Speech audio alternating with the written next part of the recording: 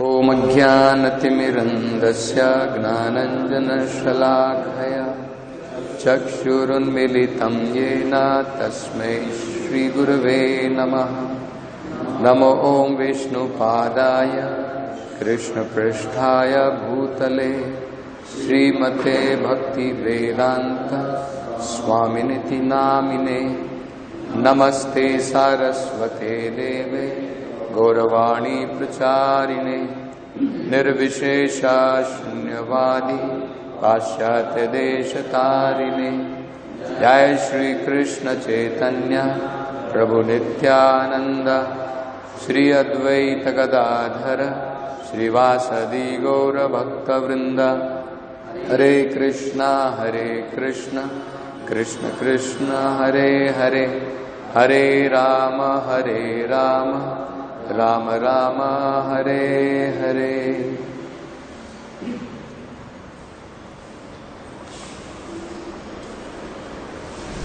Prabhupada describes that how sometimes the Supreme Lord takes up these various incarnations as it is needed for the circumstances, for the time, to give pleasure to his devotees and to also annihilate the demoniac forces. But when the Lord appears, and sometimes when the Lord is performing pastimes to give joy to his pure devotees,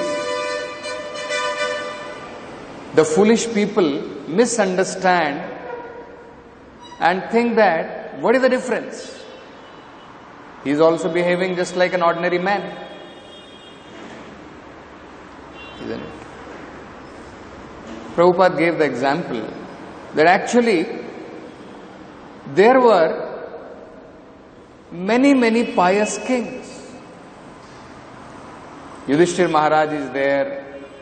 Many such pious kings you can find in the history. But still, Lord Rama is accepted as the Supreme Personality of Godhead, even though he acted like a human being. See? Because the Supreme Lord, even though he took the role of an ideal human being in order to show to the people how should a king or a person act in his life.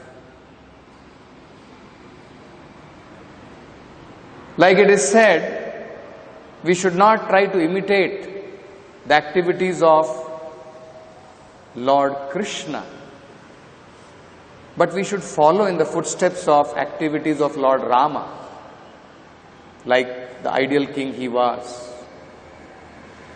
We cannot try to follow in the footsteps of Lord Krishna.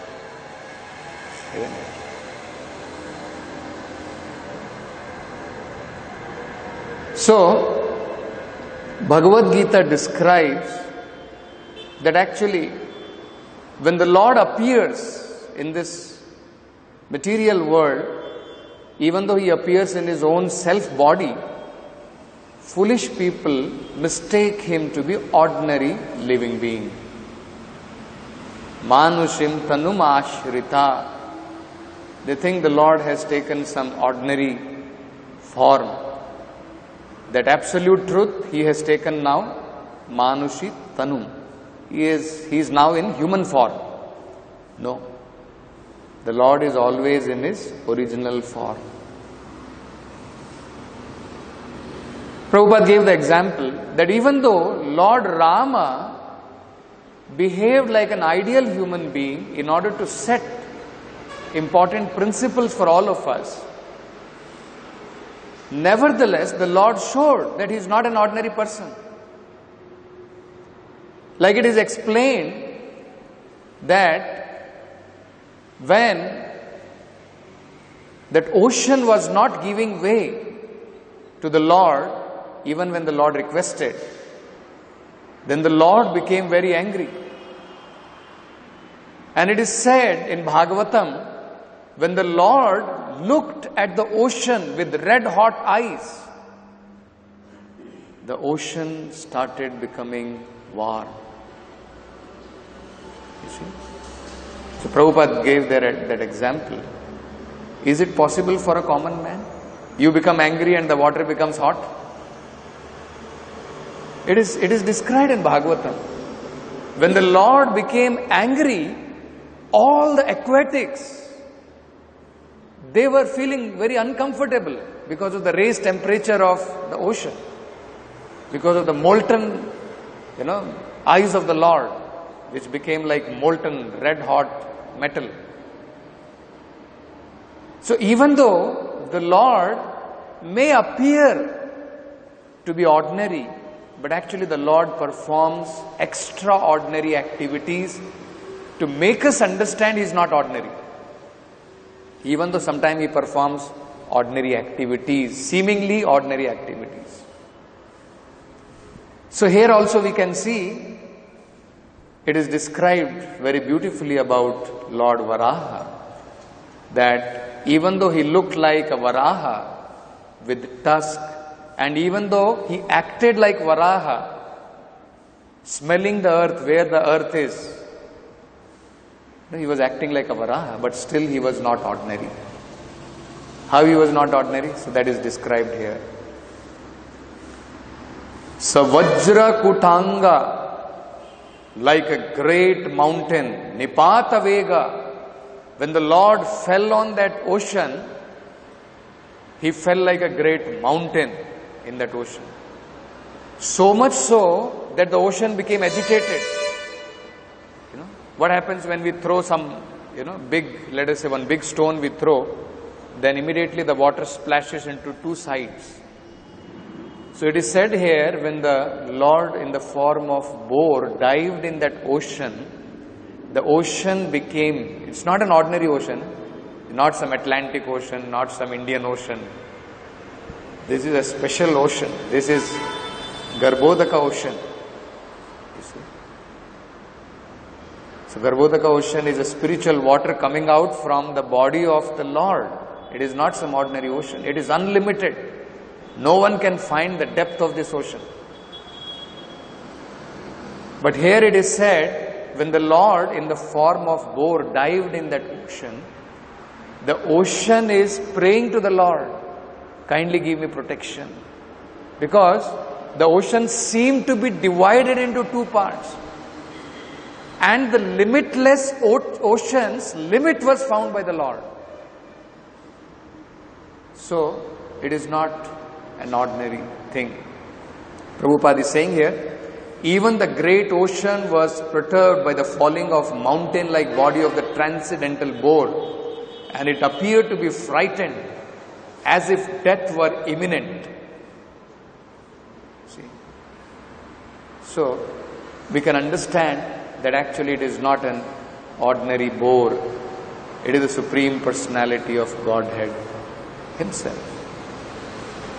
Next shloka, it is explained, Khuraihi Shura Paraihi, by his khura, by his hooves.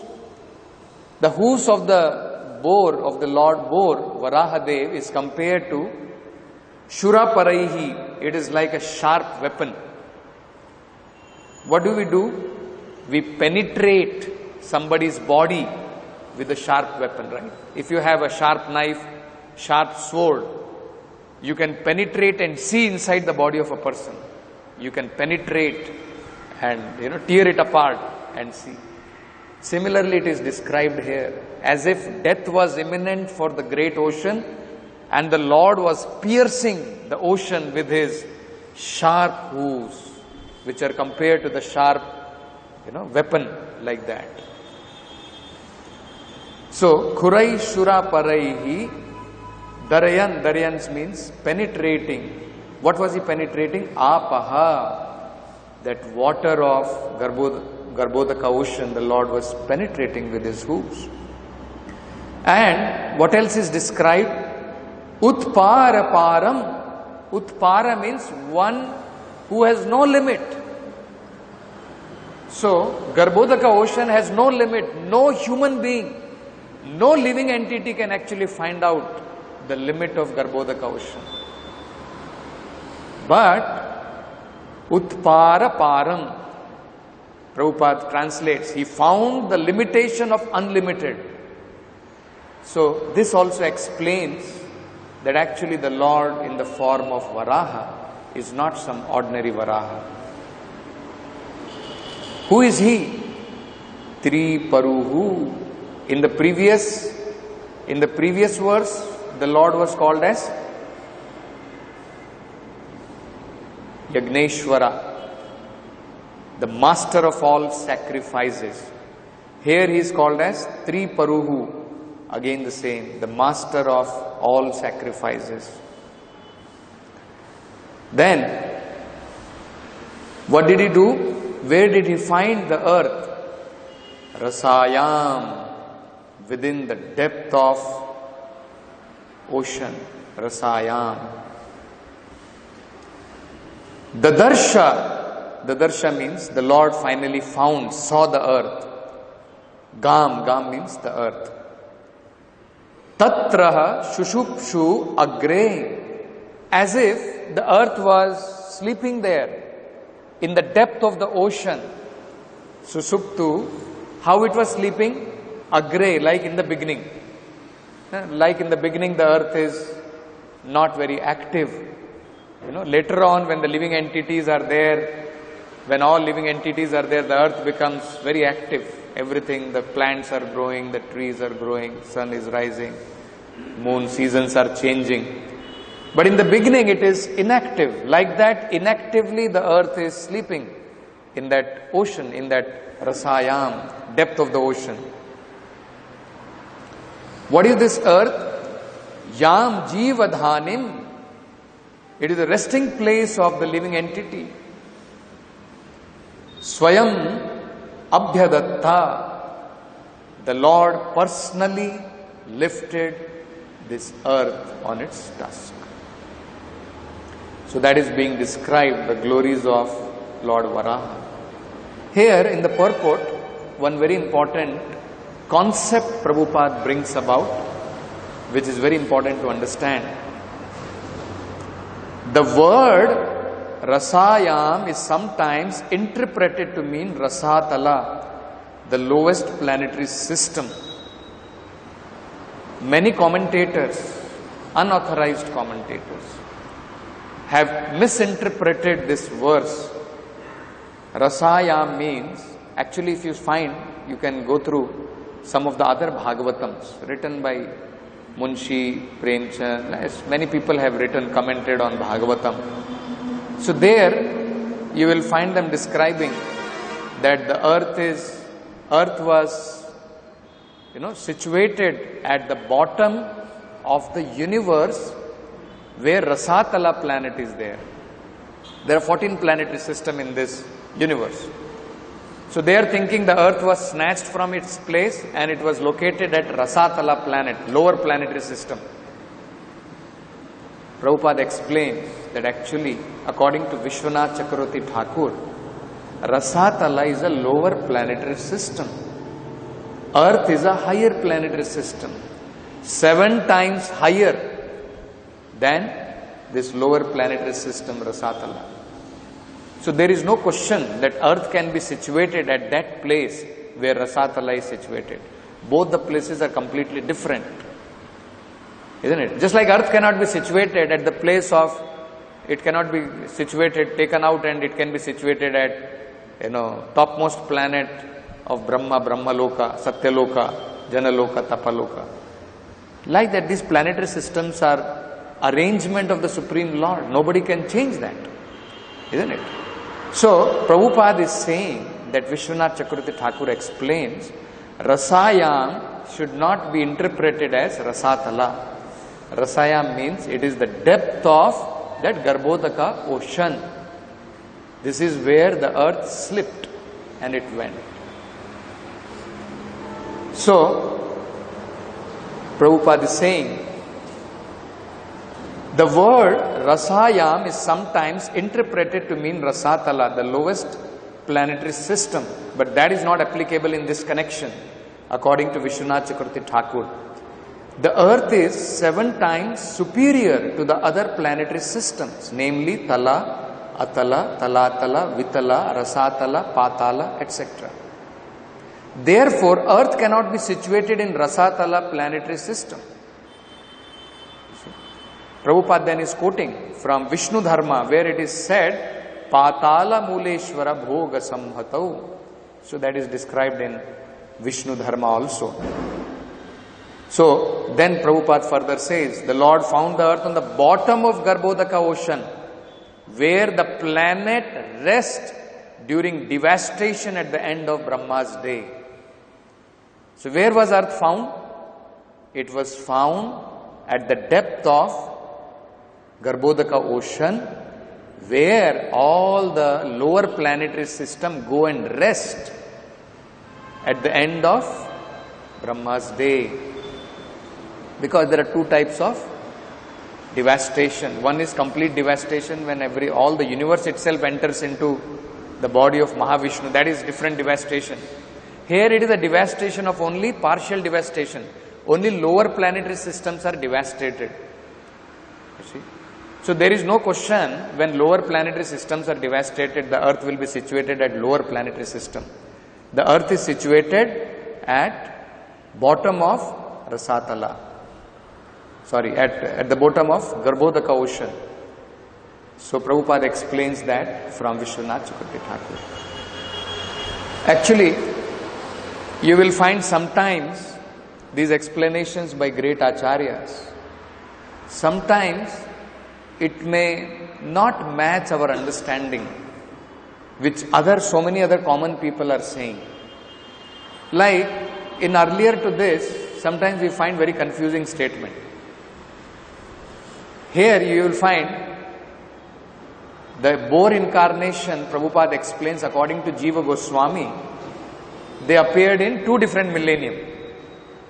And just for making it easy for us to understand, it is described here, Maitre Rishi described, amalgamated the pastime of other Varaha in other Kalpa, and this Varaha, Shvet Varaha, in this Kalpa. Swayambhuva Manu and Chakshusha Manu. There are 2 different boar incarnations of the Lord. In Chakshusha Manu time, the Lord killed Hiranyaksha, not in this Swayambhuva Manu time.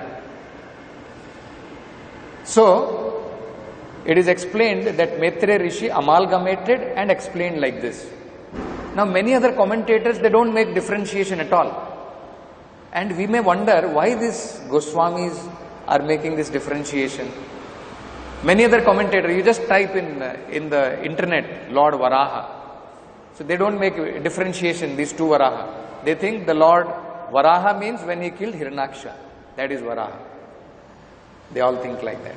But actually there are 2 different incarnations of Lord Varaha. One who appeared in this millennium of Swayambhuva Manu, another who appeared in the millennium of Chakshusha Manu. Chakshusha Manu is in the 6th, is the 6th Manu in that one day of Brahma. They appeared in the same Kalpa, no doubt, but they appeared in different Manvantara. So this has to be understood very clearly. So sometimes we may get doubt, probably, Goswamis, they're all, simply they're giving their opinions. Isn't it? Sometimes we may get confused. We may think like that. That looks like an interpretation by the Goswamis. Actually, if we analyze properly, we will find sadhu, guru and shastras. Apparently they may contradict, but actually there is no contradiction. The 3, sadhu, guru and shastra, they don't contradict each other. All truths have to be established by these three tattvas: Guru, Sadhu and Shastra. Not that I quote from the Shastra, but what I quote from the Shastra, that explanation should match with spiritual master's explanation. That explanation should also match with previous Acharya's explanation. Then it is considered to be proper understanding. Otherwise not. Now this is a small task for you I am giving before the next class starts.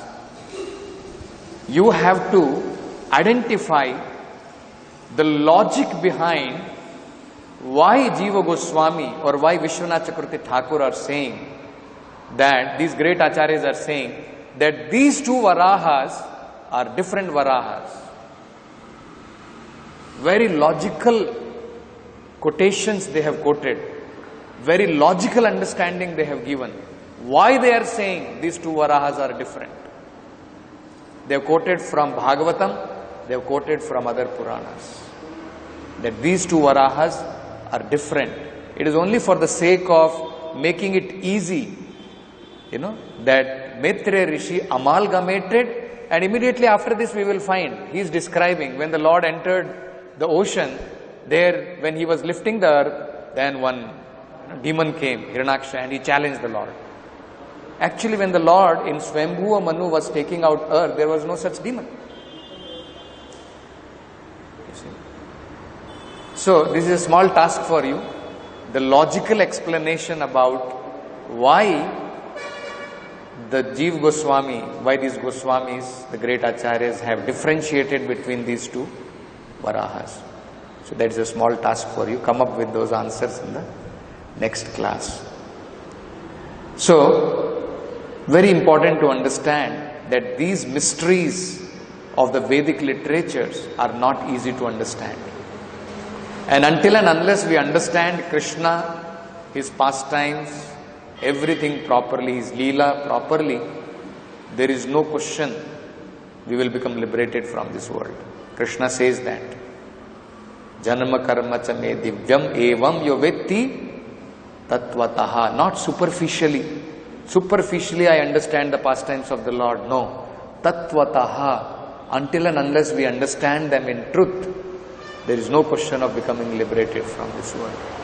It's very nice in lecture Prabhupada says, because somebody may think, why we have to understand Krishna? What is the requirement?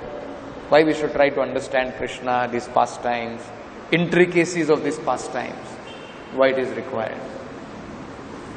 So Prabhupada, he says in the lecture, people may say, what is the use of understanding God? Now the argument may be, yes, you don't have to understand God. There is no necessity to understand God. But Krishna says, no. That means Krishna is saying, there is a necessity to understand. People may say, no necessity to understand. But Prabhupada is saying, Krishna is saying, there is a necessity to understand. Why? If you don't take that trouble, you will never be happy. If you don't take that trouble to understand God, you will never be happy. Neither will you be liberated. So, even while living in the world, you will not be happy, and you will not be liberated after death also. So, it is in your interest to understand God and become free from all sinful reactions. If you understand God, you will become free from all sinful reactions. And only when you become free from all sinful reactions, you will be able to be liberated. Otherwise, no liberation. Till we are contaminated, there is no liberation. Simply by understanding that God is great. How? What is the Prabhupada is saying? What is the meaning of understanding God? Simply by understanding that God is great, He is the proprietor of everything, He is the friend of everyone, He is the origin of everything. If we can understand asammudaha, asammudaha means without doubt. When we understand specially this, God is great, He is friend of everyone, He is proprietor of everything, He is origin of everything. Not that because the Bhagavad Gita is saying this, not because a Swami is speaking like this, But you should understand yourself, asammudaha, without any doubt. You see, Prabhupada is saying this. We have to understand, not just because Bhagavad Gita is saying, not because Swami is saying, Prabhupada is saying, but yourself you should understand, asammudaha, without any doubt. When you understand for certain, God is the proprietor of everything, then you will be liberated and freed from all anxieties and miseries. See? Then you will be liberated and you will be freed from all anxieties and miseries. We may wonder how Prabhupada is saying all these things. Actually, Prabhupada is saying based on Krishna himself. Krishna, in the 10th chapter, in the 3rd shloka, Krishna is saying,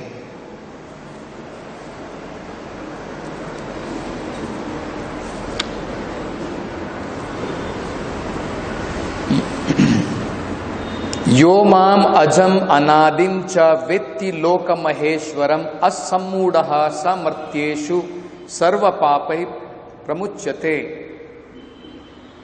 Krishna is saying, he who knows me as the unborn, as the beginningless, as the supreme Lord of all the worlds, he, undeluded among men, is freed from all sins.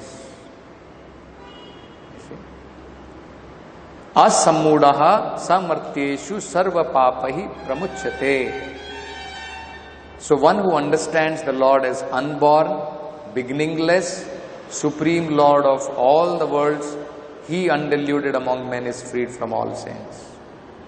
So this is very important. Like Prabhupada is giving example that externally somebody will say, how Krishna is called as Aja, but we are saying he is Devaki Putra also, son of Devaki. How two names, contradictory names are there? You are saying he is Putra of somebody and you are also saying he is Aja. So Prabhupada explains that. If Krishna is known as son of Devaki, then how can he be unborn? That is also explained in Bhagavatam. When he appeared before Devaki and Vasudeva, he was not born as ordinary child. He appeared in his original form. Therefore he is Aja. He was not born. Even though he appeared as their son, he was not born from them. He appeared in his original body. When somebody is appearing in his original body, where is the question of birth? So he is still Aja, Prabhupada is saying. And then Prabhupada further explains that actually that is why we require help from Guru, Sadhu, Shastra. Until and unless we take help from Guru, Sadhu and Shastra, everything in this mundane world will be contaminated. We will not be able to differentiate what is material, what is transcendental. And if we take help from Guru, Sadhu and Shastra, seemingly material thing is also transcendental. This is very important. Seemingly it may look like material. Just like all our activities, day to night, whatever we are doing, somebody may be thinking, what are you doing? We are doing business outside, you are doing business inside. Your temple is commercial. Many people sometimes claim that, isn't it? And we also get bewildered. Yes, people are saying commercial, commercial. But we should thoroughly understand what is commercial. Is it meant for my pleasure? Whatever we are doing, we are selling books, we are selling paraphernalia, we are selling agarbattis. Is it for my pleasure? We are going and begging from the people, we are asking donation from people. This is not for our pleasure. Prabhupada says this is transcendental activities. Why? It is meant for pleasure of Krishna. Therefore, in all our activities, whatever we do, always try to take help from Guru, Sadhu, Shastra. Is it authorized by them? Is the knowledge given by them? Then we take it to be authorized. Then we take it to be transcendental. Otherwise it is mundane knowledge. So when mundane people are explaining that, the earth was taken to Rasatala, we understand it is mundane because it has no support from Guru, Sadhu and Shastra. So here Prabhupada is very beautifully explaining. I will read from that purport. Anything done under the direction of Krishna is transcendental. It cannot be contaminated by material reaction, which may be auspicious or inauspicious. Mundane view, somebody may think it is inauspicious. But Prabhupada is saying anything done under instructions of Krishna, under direction of Krishna is transcendental. The conception that there are things auspicious and inauspicious in the material world is more or less a mental concoction, because nothing is auspicious in the material world. Actually speaking, nothing is auspicious in the material world. This is auspicious, this is good, this is bad. Prabhupada says this is more or less a mental concoction. Everything is inauspicious because the very material mask is inauspicious. We simply imagine it to be auspicious. Then Prabhupada says, what makes it auspicious? Real auspiciousness depends on activities in Krishna consciousness, in full devotion and service. With full devotion and service, when we carry out any activity, that is auspicious. Therefore, if we at all want our activities to be auspicious, we should work under the direction of Supreme Lord. If we want our activities to be auspicious, we should work under the direction of Supreme Lord. Such directions are given in authoritative scriptures such as Srimad Bhagavatam and Bhagavad Gita. Now, how to find the direction of the Lord? Correct? So one may say, okay, you are saying we should work under the direction of Krishna. Where to find such directions? Prabhupada is saying such directions of the Lord is found in Bhagavad Gita and Bhagavatam. How to understand them? Then Prabhupada says, from a bona fide spiritual master, because the spiritual master is the representative of Supreme Lord. His direction is directly the direction of Supreme Lord. The direction of the spiritual master is directly, not indirectly. We should not think it is indirect direction. It is directly the direction of the Supreme Lord. Then Prabhupada corroborates it. Prabhupada says, the spiritual master, saintly person and scriptures direct in the same way. There is no contradiction in these three sources. Very essential to understand.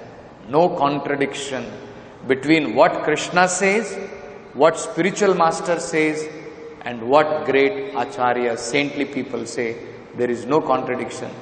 All actions done under such direction are free from reactions of pious or impious activities of the material world. Transcendental attitude of the devotee in performance of activities is actually that of real renunciation. That is called sannyasa. Anybody who is acting under the direction of Guru, Sadhu and Shastra, Prabhupada says he is real sannyasi. Anyone acting under the direction of Supreme Lord is actually a sannyasi and a yogi, and not the man who has simply taken the dress of sannyasa or a pseudo yogi. So just by taking the dress of a sannyasa, one does not become a sannyasi. One who acts in the direction of Guru, Sadhu and Shastra is actually a real renunciant, real sannyasi. So that is how we can see that sometimes it may look to be contradictory, it may look like that how these great acharyas have explained separately from what many other, most of the 99% of people, if you find the commentary on Bhagavatam, they would have explained the earth was taken to Rasatala. So how these great acharyas are differing, how that, why 1% is differing, isn't it? Actually that 1% is what is the truth, not that 99% foolish people's commentary on Bhagavatam. That is what we should understand. Because this is backed by Guru, Sadhu and Shastra. So we'll stop with this. Granthra Srimad Bhagavatam ki jai, Srila Prabhupada ki jai. One place Krishna says, Ajopisam Mapriya. Aja means he comes as ordinary. Aja means unborn. Why he is called Aja? Because he does not this means he comes as ordinary, not as ordinary, original. Correct. But for living ordinary living entity also, he mentions that he is correct. But he is not Avyaya like the Supreme Lord. It's not just the one quality. Prabhupada explains, even though he is also Sanatana, we are also Sanatana, he is also unborn, we are also unborn. But still the quality is different. He is that one master who maintains all of them. Understood? So still there is a difference. No doubt. We are also Aja. We are also unborn in that sense. But we are not like Aja, like the Supreme Lord. We are still adept to fall down. He never falls down. He is Aja as well as Achyuta. We are Aja, but we are Achyuta. We are apt to take birth or misidentify ourselves. Srila Prabhupada ki jai.